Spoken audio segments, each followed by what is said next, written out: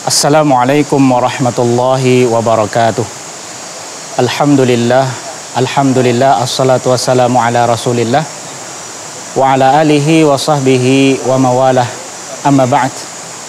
Para pemirsa yang dimuliakan Allah subhanahu wa ta'ala, pada hari ini tepatnya tanggal 8 Ramadan 1443 Hijriah, kita bersama kawan-kawan sedang berada di desa Patikalain. Di desa Patikalain ini kita bisa menikmati keindahan alam. Ada pohon-pohon, ada air, dan segala macam keindahan alam yang lainnya bisa kita nikmati di sini.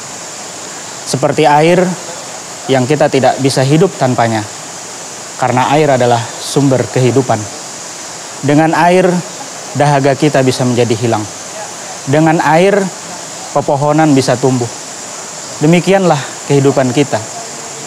Namun para pemirsa yang dimuliakan Allah Subhanahu wa taala, ada suatu masa yang mana kita tidak bisa lagi merasakan kenikmatan-kenikmatan yang sekarang kita nikmati. Ada suatu masa kita tidak bisa lagi menikmati nikmatnya air. Bahkan bukan cuma air, kita bahkan tidak bisa menikmati nikmat-nikmat yang lain.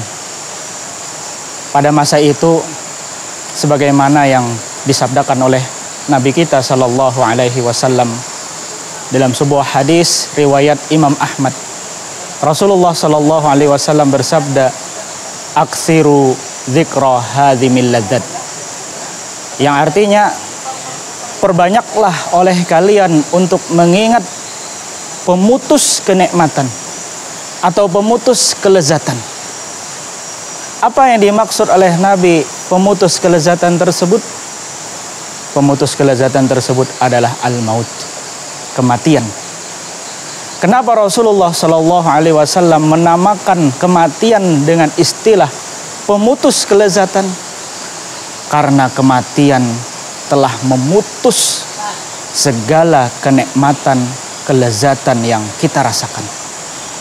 Orang yang sudah meninggal dunia, dia tidak bisa lagi merasakan nikmatnya air. Dia tidak bisa lagi merasakan nikmatnya makanan, nikmatnya punya kendaraan, dan nikmat-nikmat yang lain.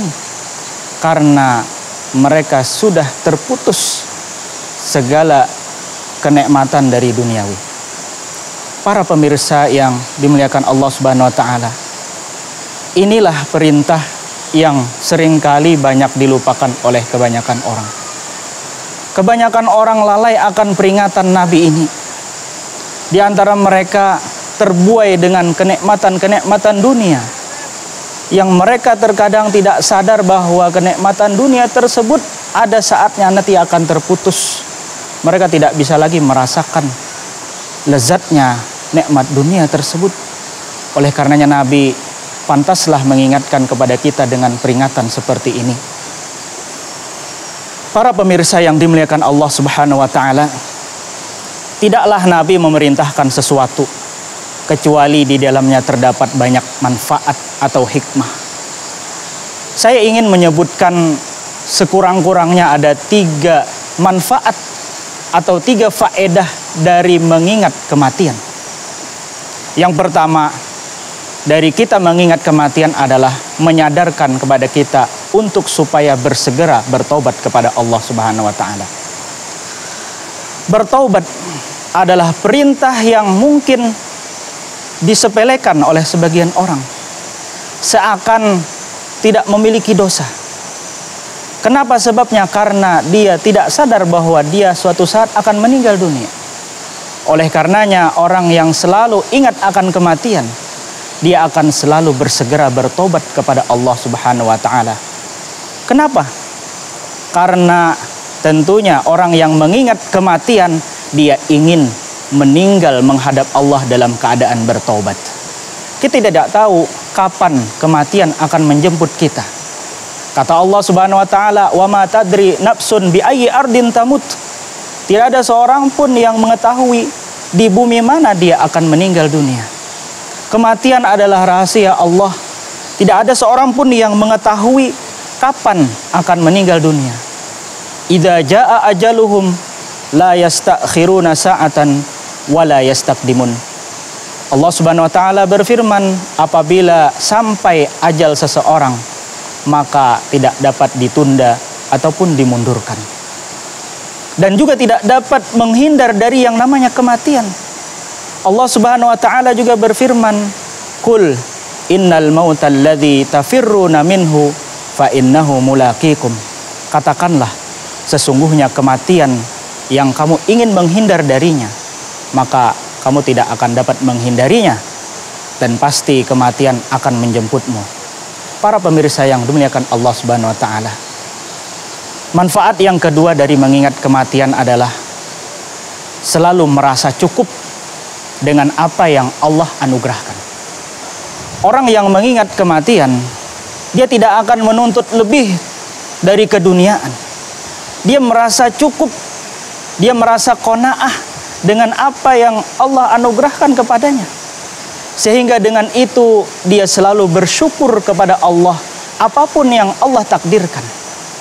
Sebagai contoh, Nabi SAW suatu ketika didatangi oleh sahabatnya Umar bin Khattab, yang ketika itu Rasulullah SAW sedang berbaring di atas kasur yang terbuat dari pelepah kurma. Bisa kita bayangkan bagaimana sederhananya Rasul SAW, yang mana beliau tidur sedang berbaring hanya beralaskan alas yang terbuat dari pelepah kurma. Ketika itu Umar bin Khattab menyaksikan, melihat langsung bagaimana kondisi Rasul SAW, yang mana ketika Rasul bangun dari tidurnya membuat punggungnya berbekas. Umar bin Khattab menangis melihat keadaan kehidupan Rasulullah seperti itu. Umar bin Khattab tidak tega melihat Rasulullah demikian, sehingga Umar bin Khattab memberanikan untuk menawarkan kasur yang empuk kepada beliau. Wahai Rasulullah, engkau tidak pantas tidur di tempat seperti ini. Engkau lebih pantas untuk tidur menikmati kasur yang empuk seperti halnya para raja yang lain. Engkau lebih pantas karena engkau adalah seorang Rasul. Engkau adalah seorang panglima perang. Engkau adalah seorang pemimpin. Maka tidak pantas engkau tidur di atas kasur yang terbuat dari pelepah kurma. Namun apa dijawab oleh Rasul SAW? Rasulullah menjawab dan sambil memahamkan kepada sahabatnya Umar bin Khattab, "Mali walid dunya." Kata Rasulullah, "Wahai Umar, untuk apa urusanku dengan dunia?" Apa maksudnya dari ucapan Nabi tersebut? Maksudnya adalah Rasul mencukupkan dengan kasur yang terbuat dari pelepah kurma dan beliau tidak menginginkan lebih. Akan tetapi harus kita pahami bahwa penolakan Rasulullah dari tawaran sahabatnya ini bukan berarti itu adalah sesuatu yang dilarang dalam syariat. Kita boleh-boleh saja untuk menggunakan alas tidur kita, kasur yang empuk, tidak ada masalah. Namun Rasulullah ingin mengajarkan sahabatnya ini tentang qanaah dan kesederhanaan. Rasulullah ingin mengajarkan bahwa bagaimanapun kondisi kita, maka kita harus pandai bersyukur kepada Allah Subhanahu wa taala.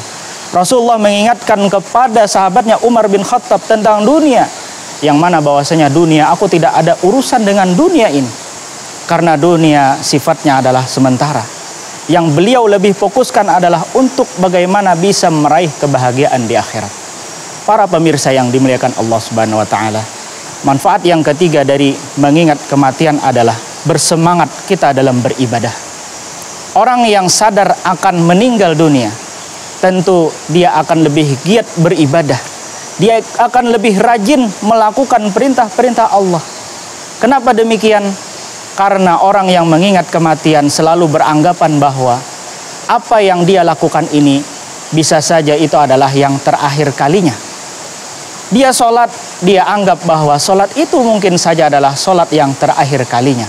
Dia puasa, bisa saja itu adalah puasa yang terakhir kalinya.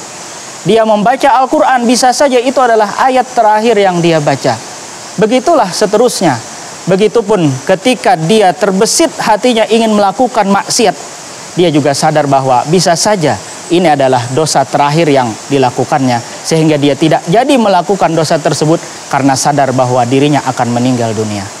Para pemirsa yang dimuliakan Allah Subhanahu wa taala, inilah mungkin yang bisa dapat saya sampaikan tentang hikmah atau faedah dari mengingat peringatan Nabi SAW, yaitu tentang kematian. Demikian, wallahu a'lam. Subhanakallahumma wa bihamdika asyhadu an la ilaha illa anta astaghfiruka wa atubu ilaik. Assalamualaikum warahmatullahi wabarakatuh.